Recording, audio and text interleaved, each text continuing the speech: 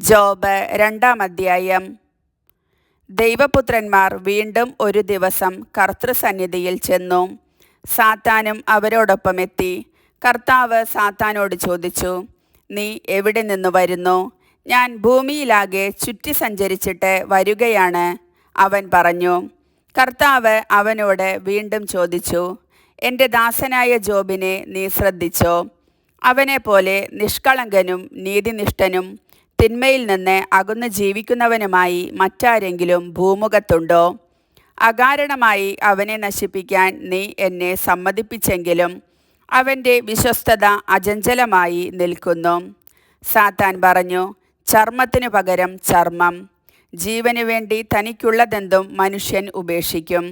അങ്ങ് അവൻ്റെ അസ്ഥിയിലും മാംസത്തിലും കൈവയ്ക്കുക, അപ്പോൾ അവൻ അങ്ങയെ ദുഷിക്കും. ഇതാ അവനെ നിനക്ക് വിട്ടുതരുന്നു, അവൻ്റെ ജീവനിൽ മാത്രം കൈവയ്ക്കരുത്. കർത്താവ് സാത്താനോട് പറഞ്ഞു. സാത്താൻ കർത്താവിൻ്റെ സന്നിധിയിൽ നിന്ന് പോയി. അവൻ ജോബിൻ്റെ ശരീരത്തെ അടിമുതൽ മുടി വരെ വ്രണങ്ങൾ കൊണ്ട് നിറച്ചു. ജോബ് ചാരത്തിൽ ഇരുന്ന് ഓട്ടുകഷ്ണം കൊണ്ട് ശരീരം ചുരണ്ടിക്കൊണ്ടിരുന്നു. അപ്പോൾ അവൻ്റെ ഭാര്യ പറഞ്ഞു, ഇനിയും ദൈവഭക്തിയിൽ ഉറച്ചു നിൽക്കുന്നു. ദൈവത്തെ ശപിച്ചിട്ട് മരിക്കുക. ജോബ് ഭാര്യയോട് പറഞ്ഞു, ഭോഷത്വം പറയുന്നു. ദൈവകരങ്ങളിൽ നിന്ന് നന്മ സ്വീകരിച്ച നാം തിന്മ സ്വീകരിക്കാൻ മടിക്കുകയോ? ഇക്കാര്യങ്ങളിലൊന്നും ജോബ് നാവുകൊണ്ട് പാപം ചെയ്തില്ല. 3 സ്നേഹിതന്മാർ.